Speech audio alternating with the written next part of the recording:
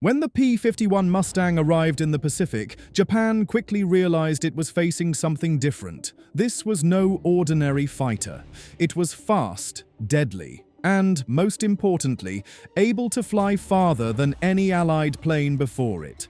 For Japanese pilots who had dominated early battles with nimble Zeros, the Mustang's appearance was like a shadow stretching across the skies.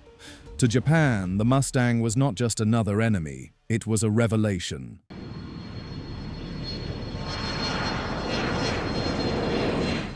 The P-51 Mustang first entered combat in Europe, but when it appeared in the Pacific Theater in 1944, Japanese pilots quickly grasped its significance.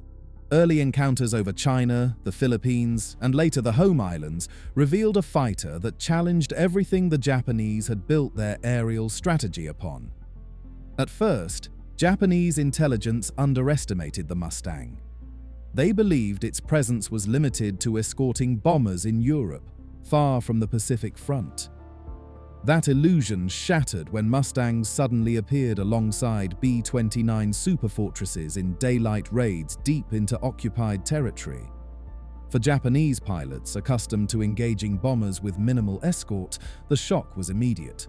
The Mustang could fly astonishing distances, keeping pace with bombers all the way from island bases to Japan itself. This alone represented a strategic disaster. Japanese commanders realized that the protective shield they had counted on, the vast distances of the Pacific, was no longer safe. The skies above Tokyo, Nagoya, and Osaka now swarmed with fighters ready to meet them before they could even reach the bombers. The first encounters left a deep impression. Pilots described the Mustang as impossibly fast, able to dive and climb with terrifying ease. Unlike earlier American fighters, which often struggled against the Zero in tight turns, the P-51 refused to fight on Japanese terms. It used speed, altitude, and firepower to dictate every engagement. By the time Japanese pilots adapted, the battle was already over. The Mustang had arrived, and the balance of power in the air was shifting irrevocably.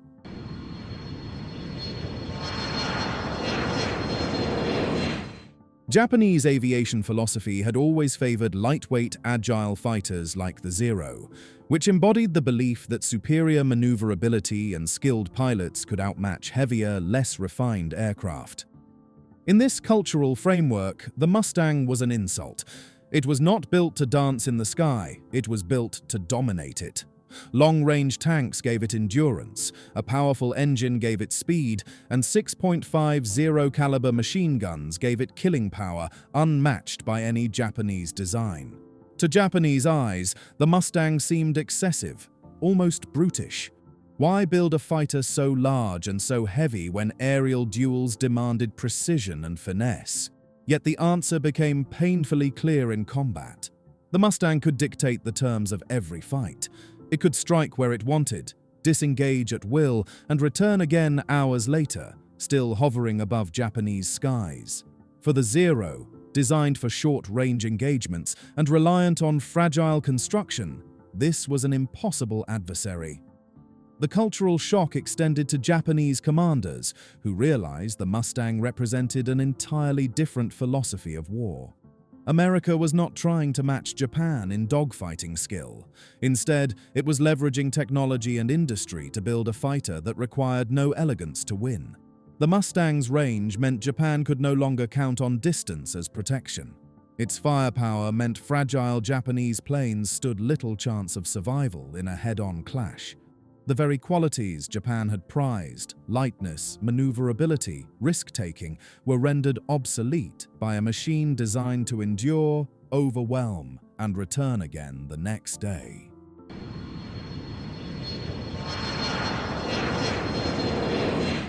Captured intelligence reports and pilot accounts reveal how Japan tried to understand the Mustang's design. What struck them first was its speed. Powered by the Rolls-Royce Merlin engine, the P-51 could exceed 430 miles per hour, easily outpacing Japanese fighters at higher altitudes. This alone was devastating. Japanese planes like the Zero or Kai-43 could not maintain performance at such heights, leaving them vulnerable when Mustangs struck from above. Equally troubling was its extraordinary range. With drop tanks, the Mustang could escort bombers from bases in the Marianas all the way to Tokyo and back, a feat Japanese planners once thought impossible. For decades, Japan had relied on geography as a shield. Now that shield was gone. American bombers no longer flew alone. Wherever they appeared, Mustangs were there, slashing through interceptors before they could reach the formation. Then there was its firepower. 6.50 caliber Browning machine guns, synchronized with precision, could shred even the sturdiest Japanese aircraft.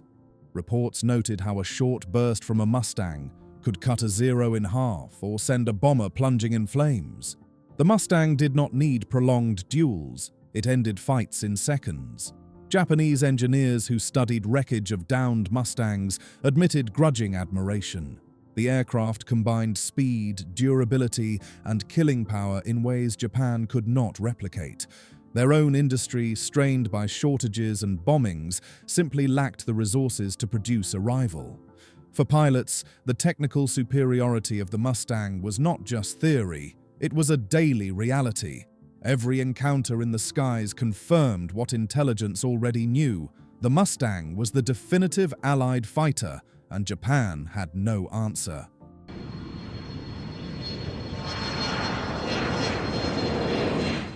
When Japanese pilots finally faced the P-51 Mustang in large numbers, the truth became undeniable.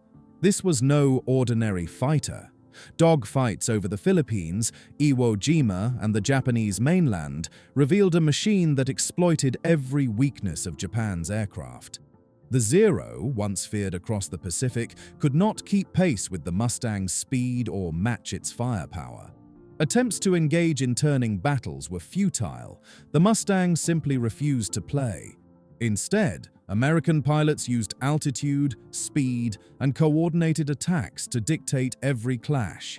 Mustangs would dive in with devastating bursts, then climb away before the slower Japanese fighters could respond.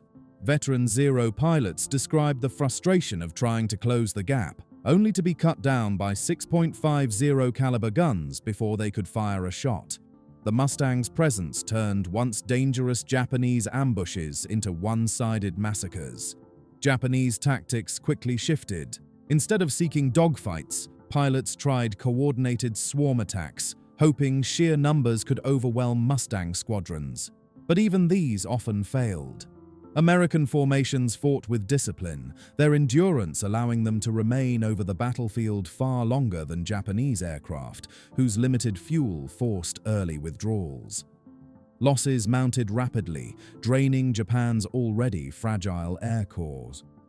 For Japanese pilots, combat against the Mustang felt hopeless. No matter how much skill they applied, the machine's technical superiority was undeniable. Where once they had held the advantage through agility, now they found themselves outclassed in every measurable way. Facing the Mustang was no duel. It was survival against a predator that controlled the skies.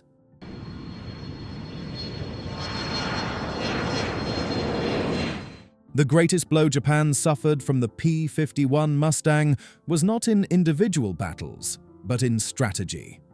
Before the Mustang, B-29 Superfortress raids relied on distance for protection, often striking without effective escort. Japanese commanders clung to the hope that even if their defenses were strained, bombers without fighter cover would remain vulnerable. That illusion collapsed when Mustangs arrived in the Pacific. With drop tanks, the Mustang could escort bombers all the way from the Marianas to Tokyo and back. For Japan, this was catastrophic. The once secure home islands were suddenly within reach of relentless daylight raids, supported by fighters that neutralized Japan's last hope of air defense. No longer could interceptors pick off bombers unchallenged. Every approach to the formation now meant dueling with Mustangs first and losing badly. The strategic consequences were profound. Japanese industry, already straining under shortages, now faced near-constant bombardment. Aircraft factories, refineries, and transport hubs were reduced to rubble, with Mustangs ensuring bombers reached their targets. Even when Japan managed to scramble interceptors, they were slaughtered before they could inflict real damage. The psychological effect was equally crushing. Civilians who once trusted that Japanese skies were untouchable watched in horror as Mustangs prowled overhead, ensuring bombers came and went at will. For commanders, the realization was even worse. Japan no longer had a defensive shield. Geography had failed, and with the Mustang, America had erased the distance that once protected the empire. The war's outcome became not just uncertain, but inevitable.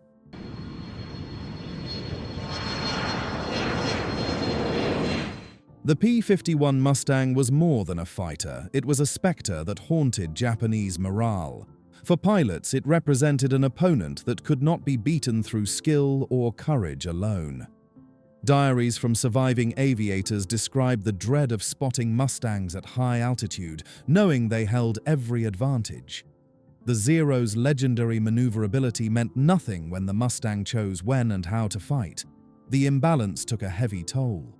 Veteran aces who had once dominated the skies now returned shaken, their squadrons decimated. Younger recruits, poorly trained and flying outdated planes, stood little chance. To many, the sight of Mustangs circling bombers was demoralizing in itself, a reminder that their homeland was defenseless. Some pilots admitted they approached missions with resignation, knowing they faced overwhelming odds. For civilians, the Mustang became inseparable from the terror of B-29 raids.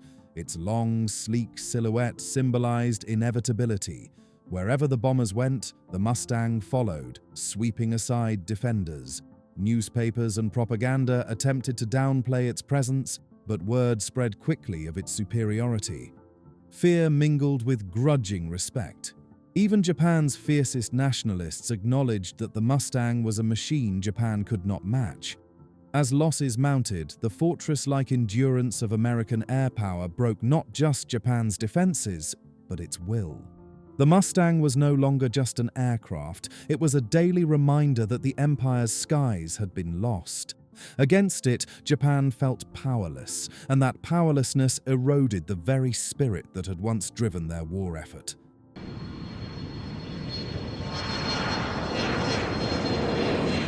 In the end, the P-51 Mustang came to symbolize the death knell of Japan's air war. More than any other fighter, it embodied America's technological edge, industrial scale, and strategic patience. To Japanese pilots, the Mustang was not merely an opponent, it was inevitability given wings. No matter how bravely they fought, no matter how skillfully they maneuvered, the Mustang dictated the terms of battle. Its long range shattered Japan's defensive assumptions. Where once the Empire relied on distance as a shield, the Mustang erased geography. From the Marianas, it escorted bombers across thousands of miles, striking at the very heart of Japan. Its speed and altitude dominance ensured that Japan's fighters, many outdated and poorly maintained, never had a chance. And its firepower, delivered in precise, brutal bursts, turned once deadly Zeros into fragile targets, destroyed in seconds. Strategically, the Mustang's arrival marked the collapse of Japan's last hope. Without the ability to challenge Allied bombers, Japan's industrial base crumbled. Aircraft factories stopped producing. Fuel supplies vanished under targeted raids. Transportation networks fell apart. The empire that had stretched across Asia found itself strangled from the skies, powerless to resist. Psychologically, the Mustang left scars that outlived the war. Pilots remembered it as an unbeatable foe, civilians as a relentless escort to the bombers that burned their cities. Even Japanese commanders, long accustomed to dismissing Allied machines as inferior, admitted grudging respect. The Mustang proved that the United States had not only matched Japan's early dominance but surpassed it entirely. The legacy of the Mustang in Japanese memory is complex, hated for its destruction, admired for its brilliance, feared for its inevitability. But above all, it was the fighter that ensured Japan's defeat. The war in the air was no longer a contest of skill or spirit. It was a battle of endurance, and the Mustang made sure America could not be denied. To Japan, it was not just a plane. It was the symbol of a war they could no longer win. The arrival of the P-51 Mustang over Japan marked more than just the introduction of a new fighter. It marked the collapse of an empire's air power. To Japanese pilots, the Mustang was a revelation they could neither outfly nor outfight. Its speed made it untouchable, its range erased geography as a defense, and its firepower turned dogfights into executions. What had once been Japan's greatest strength, the skill and bravery of its pilots, meant little against a machine engineered to dominate. For Japanese commanders, the Mustang was a nightmare that revealed the futility of continuing the air war. Every B-29 raid escorted by Mustangs struck deeper, longer, and harder than before. Defenders who rose to challenge them rarely returned, leaving gaps that could never be filled. Factories, fuel depots, and transport lines were destroyed with ruthless efficiency, crippling Japan's ability to resist. Psychologically, the Mustang was just as devastating. Its presence shattered morale in the cockpit and on the ground. Pilots went into battle knowing they faced an aircraft with every advantage. Civilians watched helplessly as Mustangs prowled above their burning cities, the sleek silhouette forever tied to destruction and inevitability. In the end, the Mustang became a symbol of America's industrial might, its ability to produce not just planes, but dominance in the skies. To Japan, it was not just another fighter, it was the embodiment of defeat. A sleek predator that erased hope, destroyed defenses, and proved that no matter how bravely they fought, the Empire's fate was sealed. The shocking truth is clear. The Mustang didn't just win dogfights, it broke Japan's spirit. And in doing so, it ensured the war's end would be written in the skies above Tokyo.